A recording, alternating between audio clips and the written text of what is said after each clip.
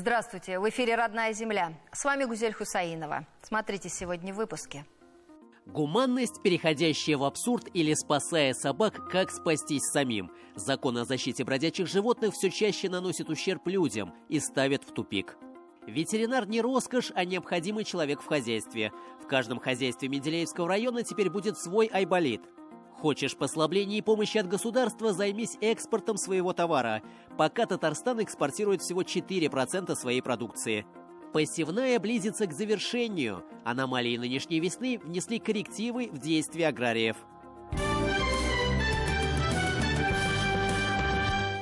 Посевная в Татарстане близится к концу. В большинстве районов уже завершилась. Лишь в нескольких работы остались более чем на 10% площадей. Это Бугульминский, Агрызский, Камско-Устинский и Верхнеуслонский районы. Между тем, нынешняя весна оказалась своеобразной, особенно для северных районов. Хотя к посевной здесь приступили довольно рано, но почва созрела неравномерно, поэтому местами она продолжается и сегодня. В хозяйстве Асан-Баш-Агро Кукмарского района на поздних участках сеют культуры на корм животным. Сельский народ остер на язык. Как однажды сказал один абзы, у нас даже когда отчитаются, что кончилась посевная, еще неделю сеют. Но тут уж лучше пусть сеют, лишь бы земля не пустовала. Вот и Шамиль Хабибуллин, который нынче открыл свой 40-й сезон на поле, тоже удивляется такой необычной весне. Наш репортаж с полей хозяйства Асан-Баш-Агро.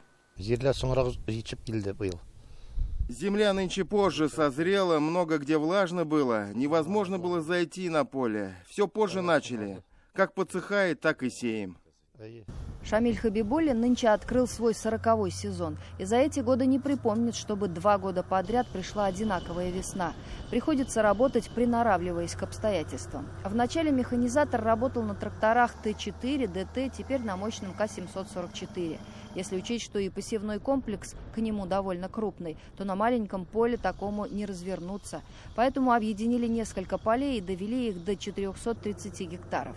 Это делается для более эффективного использования техники. А для малых полей, которые и созревают позже, годятся и обычные сеялки.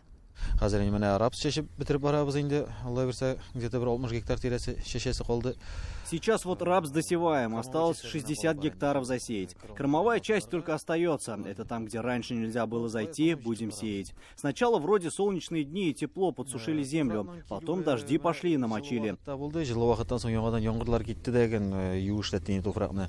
К моменту съемок Шамиль Хабибуллин досевал рапс. Оставались последние 60 гектаров. Сегодня и эту работу завершили. Для такого агрегата это работа на 1 день.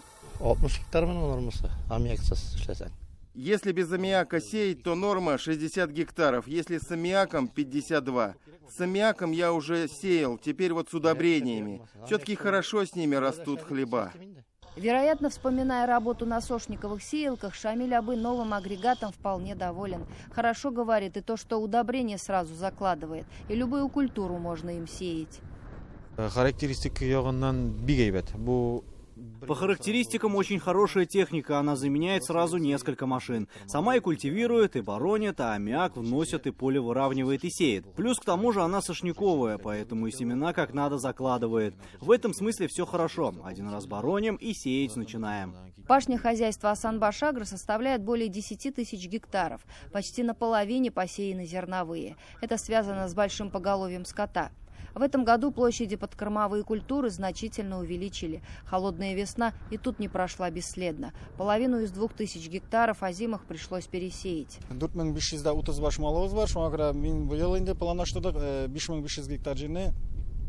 4530 голов скота есть у нас, поэтому решили в этом году 5500 гектаров кормовыми засеять. Тут 1500 гектаров кукуруза, из них 200 гектаров на семена посеяли. Сорта роста 30 и кубанская 102. В этом году раньше вышли, и влага была, и все условия. Как видите, кукуруза уже взошла. И к этому еще многолетка, 2000 гектаров есть. Сельское хозяйство, тем более в Татарстане, отрасль довольно рискованная. Прошлая осень и нынешняя весна внесли в работу аграриев значительные изменения. О массовой гибели озимых мы уже рассказывали. Теперь настал черед пересевать засеянные по осени многолетние травы. Это сено, посеянное под покров. В том году много не сеяли, всего около 300 гектаров. В этом году уже 10 гектаров, из них придется пересевать. Очень редкие всходы. Не смогли перезимовать, так же, как и озимые. Озимые тоже из 2000 гектаров, 800 придется пересевать, почти половину. Асан Башагра – это новое хозяйство, начавшее работу на землях, оставшихся после Вамина и Сютиле. Зарплату здесь платят вовремя, а работники – местные жители. Есть и молодежь. В этом году планируют приобрести еще один посевной комплекс и линию очистки зерна. Если ежедневно продавать 35 тонн молока, можно и технику купить, и стройку новых зданий затевать. Мы сейчас стараемся идти в ногу со временем. Сегодня мы надаем 35 тонн молока ежедневно. На одну корову приходится 23,3 килограмма. Всего у нас 1500 дойных коров. И чтобы во время посевной не было затруднений, на откорм поставили было 400 голов бычков. Вот бычков продавали, плюс от правительства дотации. Так и провели посевную. Можно сказать, и не заметили. Проблем не было. На бычков все-таки цена хорошая сейчас. В народе говорят «май холодный, год хлебородный». Для достойного урожая земледельцы уже постарались. Теперь главное придерживаться технологии и надеяться на лучшее.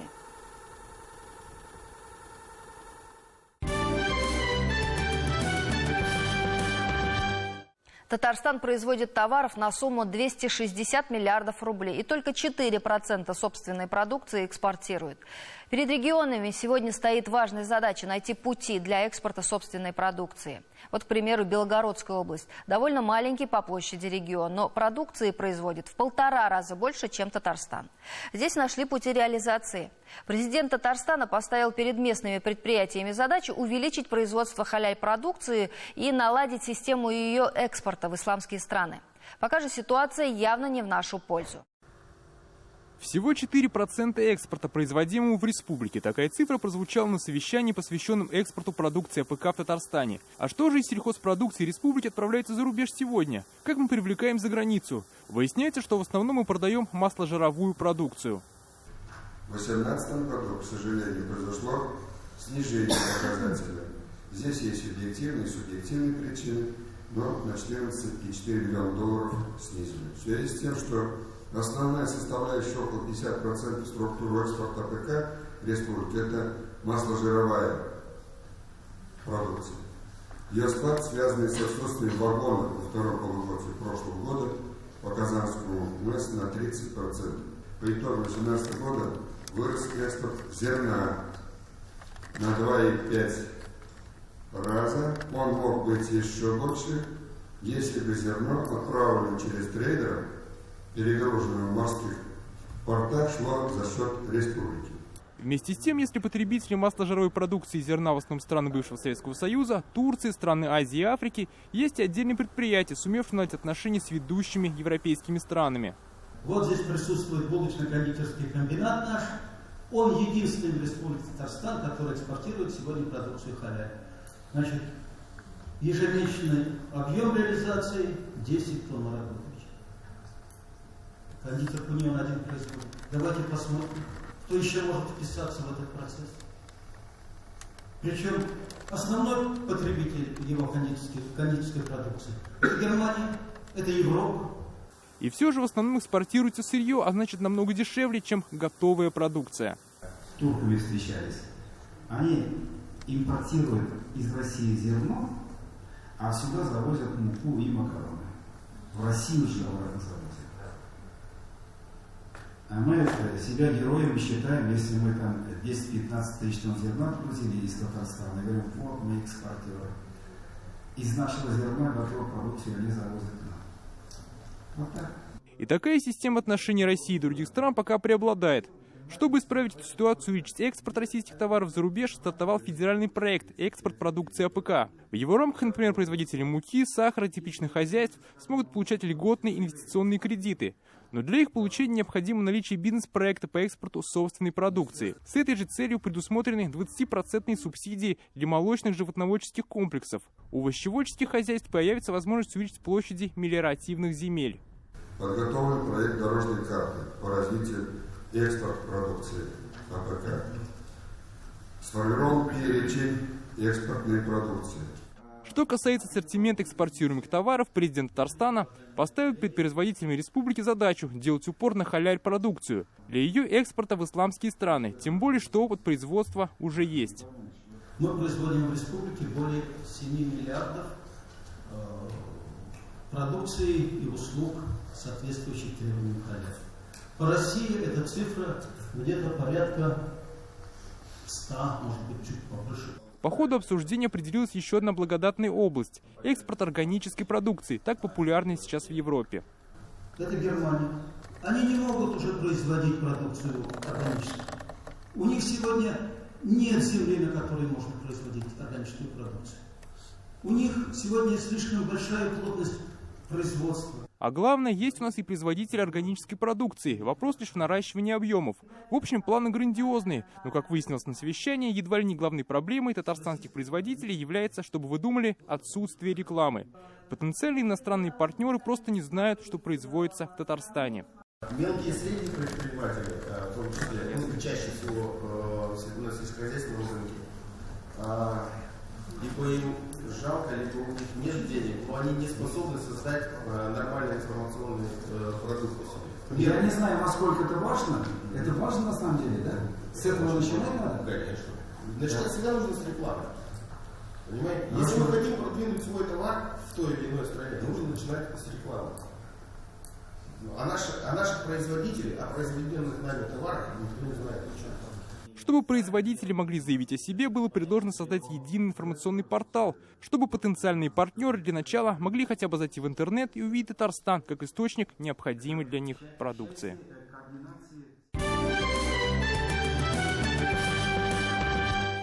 Последние годы довольно часто мы слышим о вспышках различных заболеваний сельскохозяйственных животных. В таких случаях, наверное, главным человеком в хозяйстве становится ветеринарный врач, ведь от него зависит не только жизнь животных, но и жизнь самого хозяйства.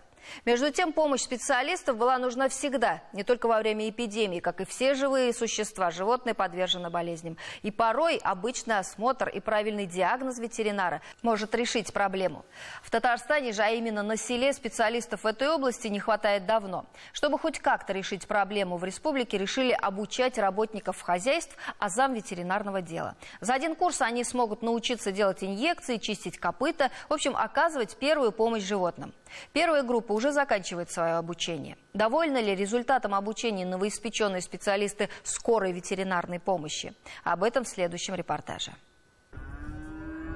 Здоровый скот – залог процветающей фермы. В идеале каждое хозяйство должно иметь своего ветеринара, но квалифицированные специалисты не спешат переезжать в село. Их можно понять, каждый ищет место, где предоставлены лучшие условия. Есть такая проблема с нехваткой ветеринарных специалистов. И в связи с этим мы обучаем комплексной программе, называется комплексная программа обучения животноводов навыкам оказания первой ветеринарной помощи. Пока организаторы набрали только одну группу из 21 человека. Обучение специалистов, как мы их назвали, скорой ветеринарной помощи, проходит 2 недели. Первая неделя полностью посвящена теории, а на второй учат применять полученные знания на практике. Уметь должны оказать первую ветеринарную помощь, то есть помогать при родах, при ранах, при тимпании рубца, что часто встречается, и другие мероприятия. В колхозе Кама на сегодня насчитывается больше 500 голов крупного рогатого скота. В перспективе эта цифра должна стать еще больше. Даже на такое количество скота хватило бы и одного ветеринара, если бы он был.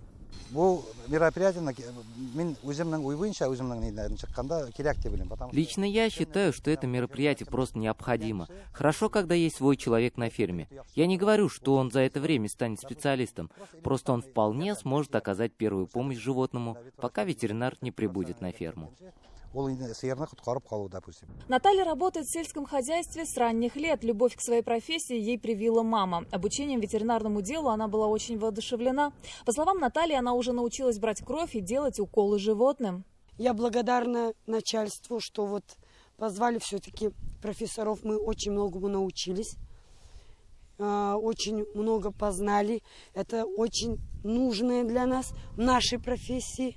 Все участники двухнедельного курса остались довольны. Все же чувствуешь себя увереннее, когда знаешь, что делать в экстренной ситуации. Сейчас этот курс очень болезненный, да, сказать на все, что может сказать, наболеть, ветврач не надо ждать, может самому можно сделать уже, можно скот не подождать не надо, свое время лечить, свое время укол поставь. Каждый человек хотел бы работать в хороших условиях, а квалифицированный специалист тем более. Получая образование в течение нескольких лет, мало кто захочет растрачивать себя на тяжелую работу и маленькую зарплату. Это и становится главной причиной нехватки ветеринаров в деревне. В 2016-2017 году это первый этап нашего обучения. Мы обучили почти 600 человек, порядка 600 человек в 39 районах республики. Это за 1,5 года мы это все успели с учетом периода отпусков и летних каникул. И второй этап с начала этого года, с начала 2019 года, второй этап у нас уже прошел в 12 районах республики. В данный момент учеба у нас проходит в Менделеевском муниципальном районе Республики Татарстан. В Менделеевском районе, как и в других районах республики, актуальна проблема нехватки специалистов. Один человек не может делать несколько дел одновременно. Так и один ветеринар не может оказаться на нескольких фермах сразу. На сегодняшний день у нас есть 7 сельхозформирований. Из них в одном только работает квалифицированный ветеринарный врач с высшим образованием и ведет полностью работу. В остальных пока обеспеченность, можно сказать, нету. У нас ветуправление закрывает эти вопросы. Пока проблемы решаются так. К проблемным хозяйствам прикрепляют ветеринара, который в определенное время посещает животных. Благо, районный центр находится не так далеко. После обучения специалистов на местах станет гораздо легче, считают в местном ветеринарном управлении. В скором времени работники, уже ознакомленные с ветеринарным делом, смогут сами оказывать первую помощь скоту, не дожидаясь приезда специалиста.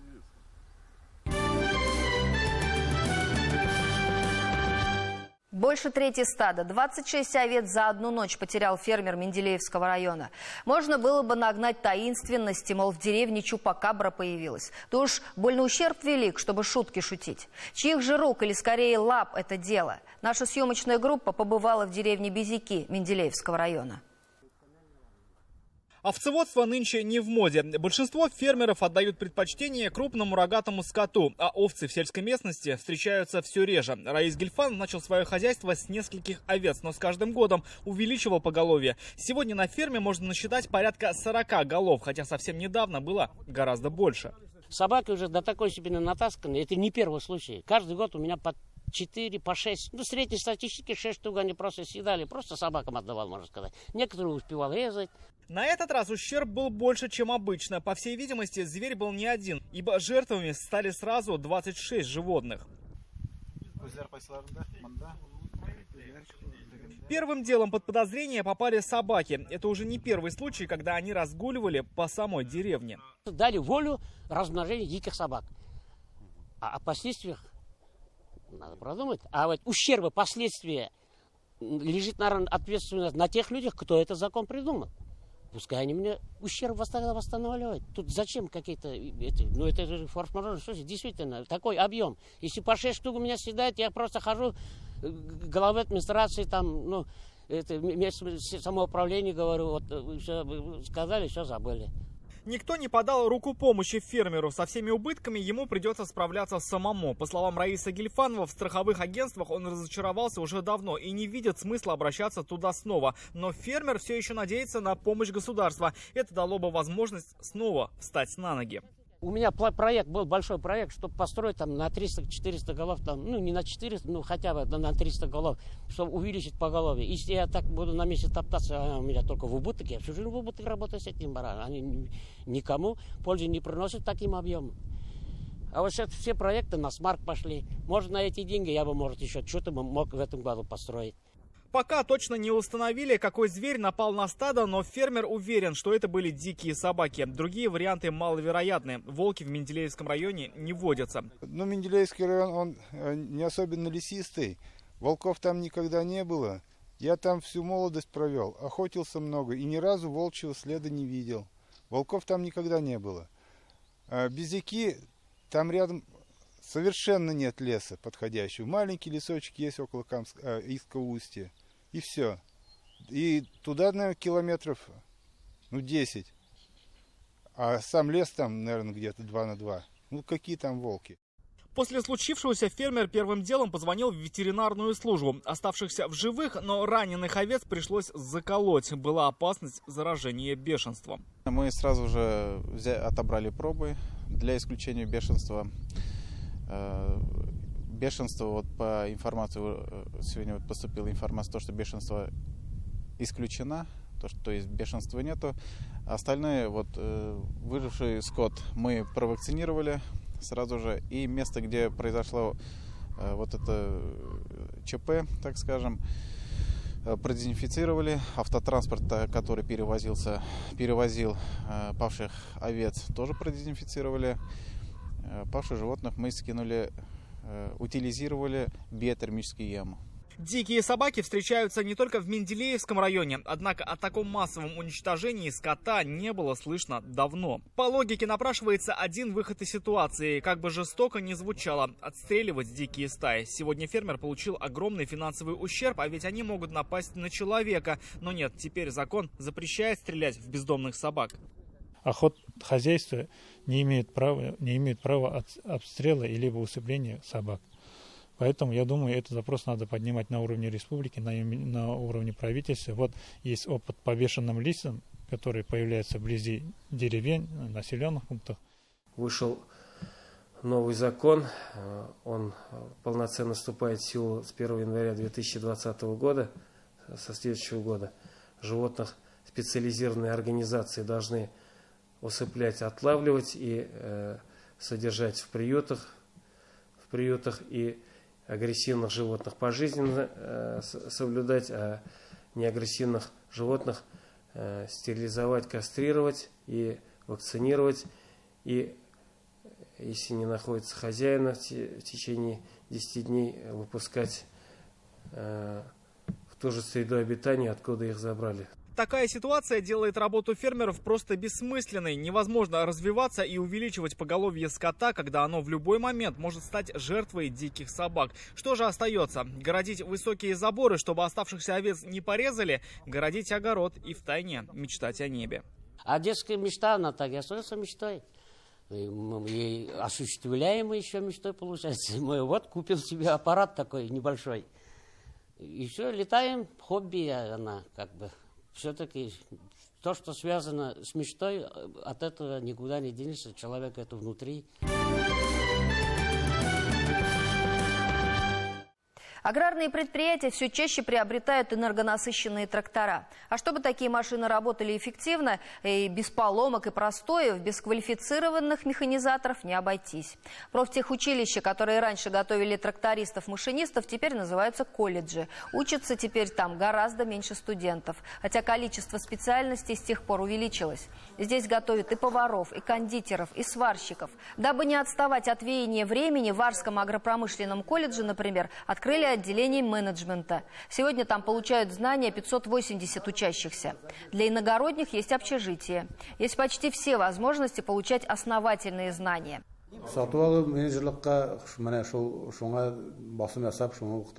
Собираемся делать упор на менеджмент, потому что сельские жители производить умеют, а продавать нет. Вот и хотим специалистов готовить для этого. Кто-то производил бы, а кто-то продавал. Кооперативы бы создавались. Полный репортаж из Арского аграрного колледжа смотрите в следующем выпуске. А у меня на этом все. На следующей неделе с новостями села на татарском языке вас ознакомит мой коллега Рамиль Гарипов. Всего вам самого доброго. До свидания.